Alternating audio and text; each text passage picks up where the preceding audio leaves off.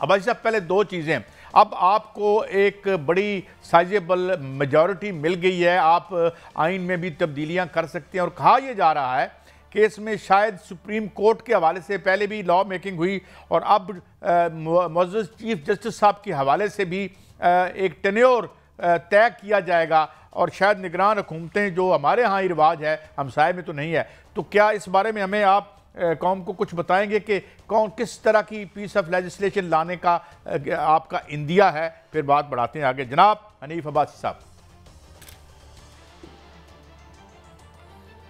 कायशा, पहली बात तो ये कि अभी ये बहुत जो आप लेजिस्लेशन की बात कर रहे हैं, ये भी बहुत कबल वक्त है। अभी तो आपको पता है कि गवर्नमेंट फॉर्म होती ही ग्वादर वाला इशू सामने आ गया। प्राइम मिनिस्टर कल भी उधर थे, आज पेशावर थे, मेरे ख्याल कल दोबारा शायद उन्हें जाना पड़े ग्वादर, और ये सारी चीज़ें हैं। इसके साथ साथ कैबिनेट की तश्कील है, और फिर साथ साथ जो इत्तेहादी हैं उनके साथ अभी ये मैं देख रहा था कि हमारा ये पूरा मार्च जो है वो इलेक्शन में गुजर जाएगा। यानी अभी प्रेसिडेंशियल इलेक्शन है, फिर सेनेट का प्री इलेक्शन है, फिर थर्ड वीक में पूरा वो चेयरमैन और ये सारा इलेक्शन है। तो कहने से मुराद ये है कि ये तो हमारा पूरा मार्च जो है इलेक्शन में गुजरते हुए जाएगा।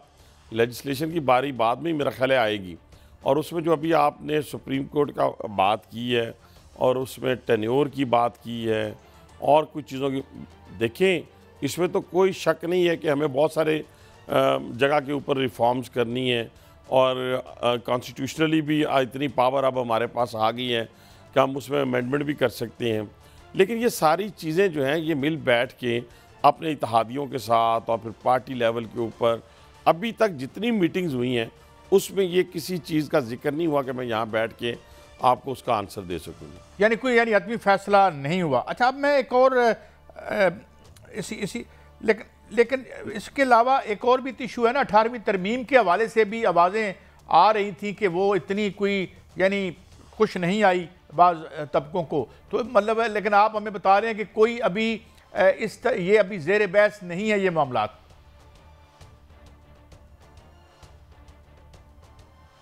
नहीं कायसा, बिल्कुल कोई ज़ेर बहस नहीं है। और अभी आप जब बिलावल साहब की जो स्पीच हुई है, देखिए इस पार्लियामेंट के हवाले से हमें 2-3 चीज़ों को ज़हन में रखना चाहिए। मैं आपको याद होगा 2003 से 13 तक 10 साल, कोई मेरा ख्याल है यूनिवर्सिटी में भी मैक्सिमम 4 साल लगते होंगे, 10 साल कंटिन्यू, ये 2-2 साल वाला टेन्योर नहीं था बल्कि 5-5 साल वाला टेन्योर था। लेकिन जो इस वक्त जो अफसोस हो रहा है ना कायद साहब, वो मुझे बताने दें। 2003 की जो मुशर्रफ के दौर में इलेक्शन हुआ 2002 में, उसमें जो असम्बली थी उसका मेयार बहुत बुलंद था। 2008 में वो मेयार कोई 30% कम हो गया, 2013 में वो 60% कम हो गया, 2018 में 80%, और आज तो सूरत हाल ही बिल्कुल डिफरेंट है। यानी उस वक़्त के लेजिस्लेटर, उस वक़्त के सीजन्ड पार्लियामेंटेरियन आज वो कहीं नज़र नहीं आते। और परसों एक उम्मीद की किरण नज़र आई कि जब प्राइम मिनिस्टर का इलेक्शन था जिस दिन, उस दिन ख़ास तौर पे जब प्राइम मिनिस्टर ने स्पीच की, 2 घंटे की स्पीच थी, और अगर आपने देखा हो कि उसमें तमाम जितने इश्यूज़ थे उनको एड्रेस किया गया था, और फ्यूचर की क्या प्लानिंग होगी वो भी बता दिया उन्होंने। फिर दूसरी स्पीच जो हुई है, आपको पता है कि हम तो डे 1 से कोई एक पैदा भी हुए थे तो हम एंटी पीपल्स पार्टी पैदा हुए थे, जैसे आज माहौल पैदा किया जा रहा है, उस वक्त भी ऐसे माहौल पैदा किए जाते थे। लेकिन जो बिलावल साहब की स्पीच थी नेशनल असम्बली के अंदर, अगर आप वो देखें और इसमें उनका एक बड़ापन देखें, तो उसका इजहार भी मैं नहीं करूँगा तो मैं समझूँगा ये मैं बुक से काम ले रहा हूँ। कि देखिए एक लफ्ज़ उनके मुँह से निकल गया ज़रा जज्बात में, और मैं समझता हूँ कि उनकी जगह कोई भी होता तो वो ये कह सकता था कि भाई मेरा तो फ़लाँ वालदा भी, मेरा नाना भी इस जमहूरियत की खातर कोई फांसी चढ़ गया, कोई कत्ल हो गया, मेरा मामा भी कत्ल हो गया, मेरे फ़लाँ भी कत्ल हो गए, लेकिन आप कौन होते हैं, यही उन्होंने कहा ना। लेकिन उसके बावजूद उन्होंने उन अल्फाज पे माजरत की, और बाकी जितनी उनकी स्पीच थी आज भी दोबारा अगर आप सुन लें तो वो स्पीच एक अच्छे मंजे हुए पार्लियामेंटेरियन की।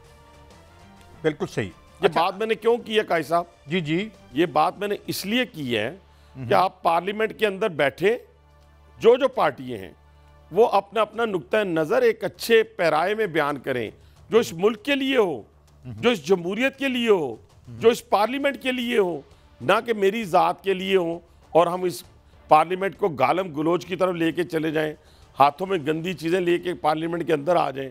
तो ये तो लोगों की तरफ भी जहाँ जिनसे आप वोट लेके आए हैं वो भी शायद इस चीज़ को बर्दाश्त ना करें।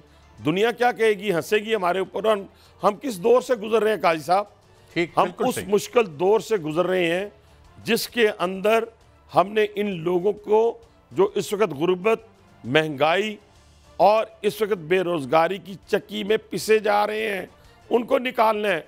तो सब ने मिल के निकालना है ना। अब वजारतों को एंजॉयमेंट के लिए तो नहीं आपने लेना, आपने यहाँ पे आप प्रिविलेजेस के लिए तो नहीं आगे कि आप प्रिविलेज हासिल करेंगे, नहीं। यहाँ पे आप आए हैं भाईजान, वो कहते हैं ना पत्थर बांधना पड़ेगा और सही मानों में बांधना पड़ेगा, फिर इन मुश्किल हालात से आप निकलेंगे जो मुल्क जिस जहाँ से गुजर रहा है।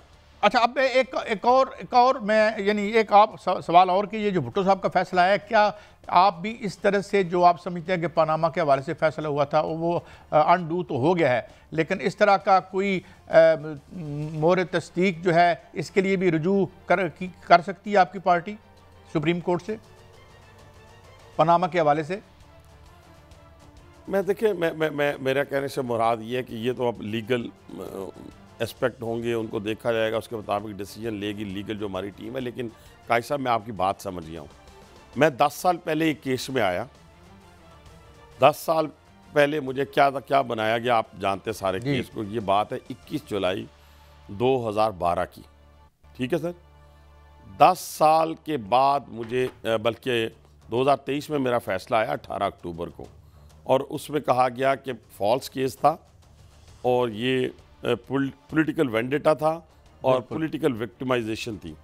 ये लिखा हुआ है ना उसमें, ये मैं अपनी तरफ से नहीं कह रहा। जी जी बिल्कुल। अब इस सारे सिलसिले में पूरे 10-11 साल के एरिए में मैं भागा नहीं सर।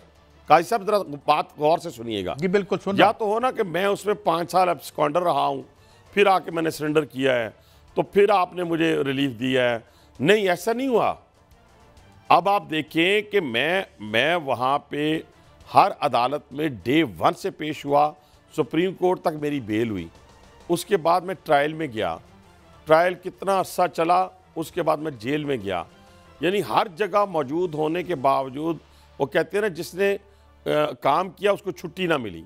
यानी जिसने बिहेव किया, जो भागा नहीं, जो खड़ा रहा अपने कोर्ट के अंदर, उसको भी इंसाफ लेने के लिए भाईजान कितना अर्सा लग गया? 10 साल 11 साल। 11 साल। इस 11 साल के अंदर पुलों को नीचे से कितना पानी बह गया होगा, आप अंदाज़ा लगाएं।